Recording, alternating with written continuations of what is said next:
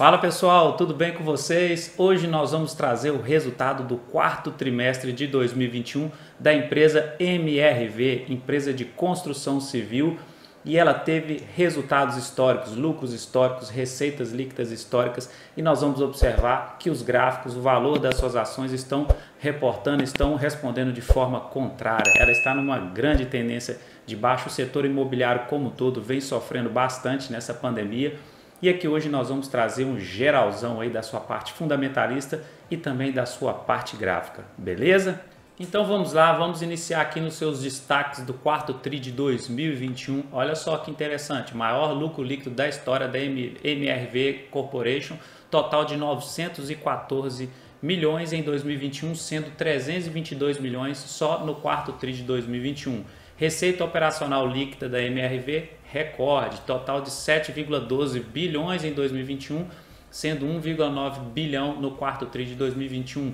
Recorde histórico também de vendas líquidas em VGV da MRV, total de 2,4 bilhões vendidos no quarto TRI e 8,1 bilhões em 2021. Então a empresa ela vem crescendo seus lucros, vem crescendo as suas receitas, mas mesmo assim os seus gráficos, o valor da ação está só despencando. Isso aí uma hora vai corrigir, porque normalmente no longo prazo o preço da ação acompanha o lucro, beleza? Então vamos dar uma passada lá no finalzinho, lá só para a gente dar uma observada aqui nos seus resultados consolidados aqui, ó. Receita operacional líquida em comparação ao terceiro TRI de 2021 teve aumento de 5,8%. Em comparação ao quarto TRI de 2021 com o quarto TRI de 2020, teve um aumento de 11,9% e em comparação ao ano de 2020, a receita operacional líquida aumentou 7,1%. Embaixo aqui as despesas comerciais, também a gente percebe que teve uma certa diminuição em relação ao quarto TRI de 2020, um pouco 1,3%, e 2021 com 2020 a empresa conseguiu diminuir 1% das suas despesas comerciais. E aqui embaixo as despesas gerais e administrativas teve aumento de 16,2% em relação ao terceiro TRI de 2021, aumento de 22,1% em relação ao quarto TRI de 2020 e um aumento de 16,1% em relação ao ano de 2020. Vamos lá para o lucro? Não, antes disso vamos passar no EBITDA, né? Capacidade de geração de caixa da empresa. Aqui, ó, em relação ao terceiro TRI de 2021, teve um incremento de 35,8% de EBITDA, do quarto TRI de 2020, 60,3% de aumento do EBITDA, e em relação ao ano de 2020 teve um aumento de 40,9%. Excelente. Agora já vamos pegar direto para o lucro por ação, que aí você vai saber o quanto que você está ganhando com cada ação aqui, ó. Quarto TRI de 2021 teve um aumento de 81,8% em relação ao terceiro TRI de 2021 do lucro por ação. Já em relação ao quarto TRI de 2020, de 52,4% de aumento, e em relação ao ano de 2020 teve 45% de aumento no seu lucro por ação. Então a empresa está aumentando o seu lucro, está entregando retorno para o seu acionista através dos lucros das vendas ali dos seus ativos, das vendas dos seus imóveis, mas o preço das ações lá no mercado não está respondendo. Uma hora isso corrige, ok? Uma hora você colhe bons frutos. Então, se você gosta da empresa, está comprando ela agora a preços atrativos lá, bem descontado, nós vamos ver que lá no gráfico também, ela parece que o mercado parece que já precificou o preço dela no atual momento aí, bem próximo ali da queda de março de 2020, ela está segurando bem, então talvez seja uma oportunidade. Não é recomendação nem de compra nem de venda, mas vem acompanhando aqui comigo. Entrando agora na sua parte fundamentalista, o valor atual da sua ação R$ 12,07, dividend yield dela 3,59% e ela está com uma desvalorização de 31,19% nos últimos 12 meses. Aqui embaixo alguns indicadores de valuation, liquidez média diária dela muito boa, 92 milhões sendo negociados todos os dias. Indicadores de valuation, dividend yield dela histórico, vamos dar uma olhada? Então, ela já foi melhor pagadora de dividendos aqui, ó. 2015 pagou 8,9%, 2018 pagou 8,3%, alguns períodos pagando 5%, o ano passado, 2021, pagou 5,33% e agora diminuiu um pouco a sua distribuição de dividendos e está com 3,59% e a sua média é 4,39%. E o seu PL, como que está? O PL histórico dela atual está em 7,25, a sua média histórica 9,27. Então o PL dela atual está abaixo da sua média histórica. Isso é legal, pode ser uma boa oportunidade para você colher frutos no longo prazo. E o preço sobre valor patrimonial, a empresa está sendo negociada 12% abaixo do que ela possui de patrimônio, entendeu? Então está abaixo da média histórica dela também de 1,19. Aqui também eu enxergo um pouco de oportunidade quando passar toda essa crise aí da parte do setor imobiliário. E vamos olhar aqui alguns indicadores de endividamento. A dívida líquida sobre a EBITDA dela eu acho um pouco salgada e vem crescendo no longo prazo. Tem que acompanhar isso aqui, porque 3,24 para mim já é uma dívida líquida bem assim salgadinha, bem alavancada a empresa. Então a média histórica é 2,36. Acompanhar para ver se isso aqui uma hora ou outra, quando os lucros começarem, para ver se isso aqui uma hora ou outra vai começar a diminuir, ok? Tem que ficar de perto aqui na dívida da empresa para ela não perder o controle. E indicadores de eficiência, margem bruta 25,86%. Atualmente é uma margem bruta boa, assim vamos dizer, margem líquida boa, razoável de 11,31% e um ROI de 12,20%.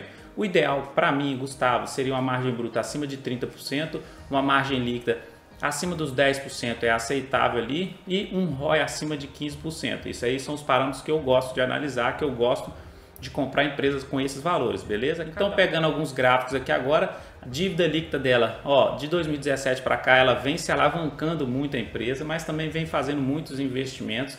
Então tem que tomar cuidado com essa alavancagem que ela está fazendo aqui, se ela vai perder o controle dessa dívida. Ponto muito interessante para você observar na MRV, ok? Patrimônio líquido dela também é crescente e constante, mas pelo menos ela está entregando retorno ali de crescimento de patrimônio. Agora vamos olhar o crescimento da receita e do lucro dela.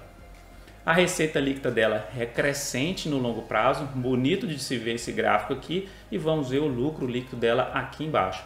O lucro líquido dela ele é mais estável com algumas vai e vens aqui, mas ó, de 2020 para cá ela está reportando lucros históricos. Olha esse último lucro dela aqui do quarto tri de 2021, então a empresa entregou muito lucro e os resultados ainda não apareceram nas cotações das suas ações. Agora vamos dar uma olhada no seu fluxo de caixa, tanto o EBITDA quanto o CAPEX. Então o EBITDA dela, se a gente pegar de 2014 para cá, ele está até crescendo. O EBITDA está com uma geração de caixa boa, isso gera saúde para a empresa, ok? E o CAPEX, olha só as despesas com o investimento dela. Então talvez a gente pegue a dívida líquida dela e atrele ao CAPEX. O CAPEX ele mede as despesas que a empresa faz com os seus investimentos. Então ela vai se alavancar, vai gerar dívida, vai adquirir dívida para poder crescer. Então por isso que a dívida líquida dela está crescendo muito nos últimos anos, porque olha a quantidade de investimento que a empresa vem fazendo também. Então ela está investindo, está se alavancando, está crescendo a dívida, mas ao mesmo tempo a gente viu que a receita está crescendo, o patrimônio está crescendo e o lucro também está crescendo. Beleza, ok. Só não pode perder o controle dessa dívida líquida, ok? Agora vamos dar uma olhada nos gráficos dela. Então olha só como que a empresa está desde a queda de março de 2020. Aqui é o gráfico semanal que a gente está olhando, ok? Um gráfico mais de médio prazo. Ela está nessa tendência de baixa e não reverteu a tendência ainda, por mais que ela deu uma boa alta aí nas últimas semanas, no último mês. E o que aconteceu que ela perdeu força? Porque ela foi lá na resistência da LTB dela e na resistência, se você olhar aqui, ó, a gente dá um zoom aqui, se você observar aqui, ela chegou também na resistência da média móvel de 72 períodos. Então bateu lá, não conseguiu romper a média móvel de 72 períodos e também não conseguiu romper a sua LTB, linha de tendência de baixa. São duas resistências fortes. E aí ela recuou um pouco e está segurando nessa semana na média móvel de 17 períodos, que agora é um suporte para ela. O que ela tem que fazer? Ela tem que pegar força nessas próximas semanas, romper a LTB, romper a média móvel de 72 períodos e depois ocorrer o cruzamento das médias móveis. Aí sinalizaria a reversão de tendência para a MRV e aí pode ser que o mercado enxergue os resultados dessa empresa e comece a precificar ela de forma melhor, tá? O MACD aqui embaixo até que sinalizou a reversão de tendência lá em novembro de 2021, mas ela continuou segurando nesse patamar, nesse chão aqui, ó, que a gente pode observar que ela tocou 3 vezes aqui, ela recuou 3 vezes onde? Lá no fundo do poço da queda de março de 2020, lá da pandemia, do início da pandemia. Então, importante observar índice de força relativa. Vamos ver a força interna do papel. se está mais compradora ou vendedora. Está equilibrada a força, está nos 50% aqui, mas a força compradora a gente percebe, ó, quando ela bateu no fundo do poço aqui em outubro, novembro de 2021, os compradores começaram, os touros começaram a entrar no papel e foi ganhando força e está na força equilibrada agora. Está aparecendo alguns sinais de reversão de tendência, pessoal, então pode ser sim que a MRV reverta essa tendência aí nos seus próximos meses aí. E vamos observar isso no gráfico diário, ver o que está acontecendo e o que eu vou falar que precisa acontecer para reverter a tendência. Ela tentou fazer um topo maior do que o topo anterior. Esse topo aqui acabou que perdeu força e não foi maior do que o topo anterior, então ela não criou, não iniciou o pivô de alta. Então é um padrão de reversão de tendência. Seriam topos maiores que topos anteriores, fundos maiores que fundos anteriores.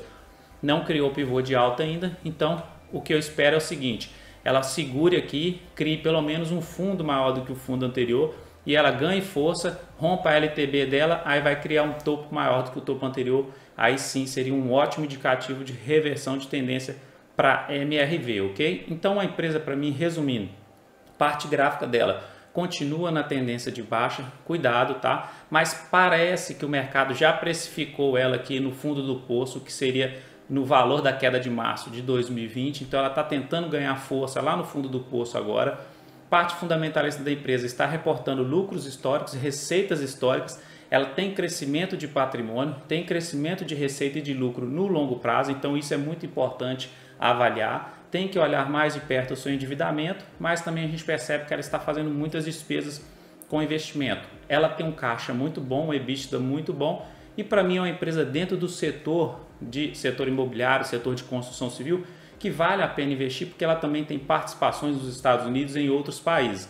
Então é uma empresa multinacional, se a gente for olhar assim, e eu gosto muito dela, mas aí a gente tem que acompanhar de perto e para mim vale a pena investir nela desde que você acompanhe de perto o endividamento da empresa. Não é recomendação nem de compra, nem de venda, você precisa depois melhorar os seus estudos aqui, aprofundar um pouco mais na empresa para você decidir aí por conta própria, beleza?